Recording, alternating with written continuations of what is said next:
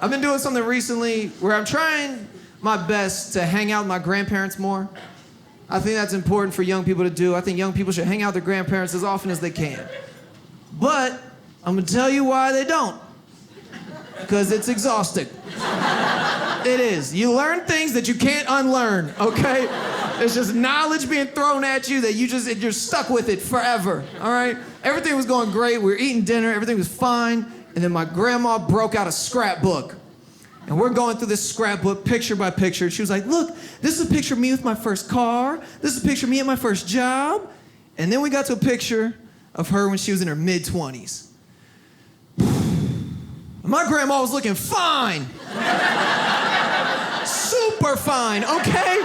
Too fine to be my grandmother. And with the sepia filter on it, the brown filter that's not supposed to make you attractive, the one that'll turn a 10 into a 7, now she was still a 10, okay? I know it sounds weird. I know it's weird. It's weird to say it, okay? It's weird. But do you understand that it's ruining me? I have to live with this knowledge for the rest of my life. It's ruining me. Because now, every time I try to talk to a girl, I'm like, yeah, you're cute, but you ain't Nana.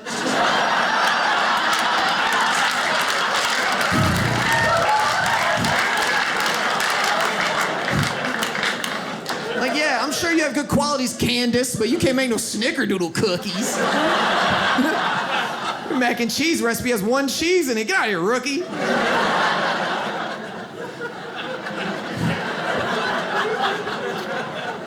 Can't compete with Nana, she got legacy. After I saw that picture, I had to high-five my grandpa. I had to. I was like, dude, I don't know how you did it. You're ugly. Because I guess game runs in the family, I guess. I don't know. If anything, I'm mad that my Nana settled for my grandpa.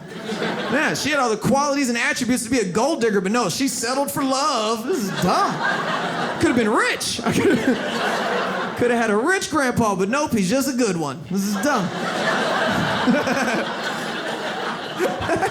That's where we're at in society, is just be like, hey, I got a good grandpa, but I also don't have $1 million.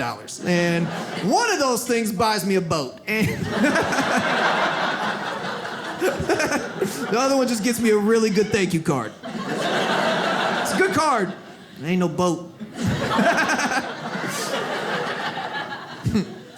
I love my grandpa. He's a good dude.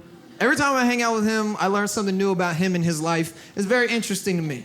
I recently found out what my grandfather's favorite game of all time is. I always thought it was the poker. I thought it was poker. And so he was like, Cam, let's play my favorite game. So I was like, all right, I'll go get the cards. He goes, no. My favorite game. I was like, first of all, why'd you say it like that? I was like, that was real ominous, okay? I didn't like that. And he goes, I want to play my favorite game. Turns out my grandfather's favorite game of all time is called Why I Hate Your Generation. Yeah. Some of you know the game. He's amazing. He's undefeated. He's never lost. He's great. He brings up good points. I can't even lie. There's good points. He's like, Cam, you young guys, you just don't get it. You don't understand what it was like. Back in my day, we used to be able to go down to the record store and get a record for a nickel. I was like, wow. You guys used to pay for your music? I was like, that's crazy, Pop. I don't know how y'all made it out. Y'all didn't have LimeWire or nothing? Nothing. That's crazy. I feel like I'm 12 years too late for a LimeWire reference, but that's fine. That's fine. Because those of you who get it, we all had viruses. And you know what? That's a bond that we share. We all had to throw away 2 computers.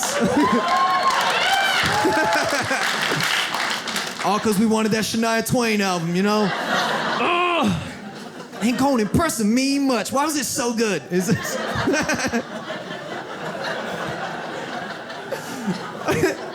I'm a dumb person. I am. It's fun. I like being dumb. It's more fun-er. I don't know. Being dumb is great. One of my favorite things to do as a dumb person is to argue conspiracy theories with people who care.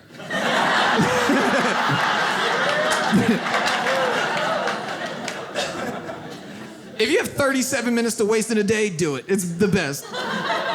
My favorite conspiracy theory to argue is the moon landing, right? Whether we went or we didn't, it doesn't affect my life at all. If anything, that'd be the most American thing we've ever done, to fake one of our nation's greatest accomplishments. That's America written all over it. If you saw that in the newspaper tomorrow, you'd be like, yeah, right, we did.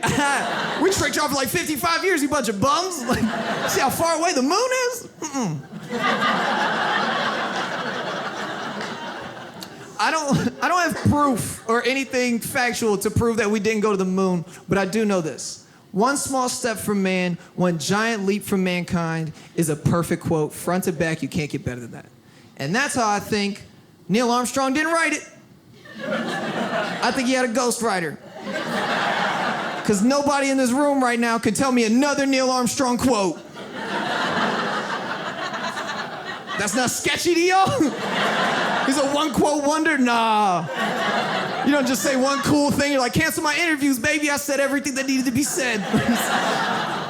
All I know is this, right? Neil Armstrong was a regular dude who got shot up into space. And as a regular dude, I could speak for us in saying this. My first thought when we land on the moon isn't gonna be, I gotta say something profound that's gonna change the world.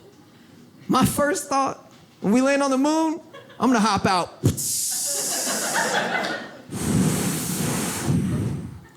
Yeah. I just want to give a shout out to Lisa Gonzalez. She didn't think I was gonna make nothing of my life. Look who's on the moon, baby. Yeah. Remember when you said we needed space? Look who got it.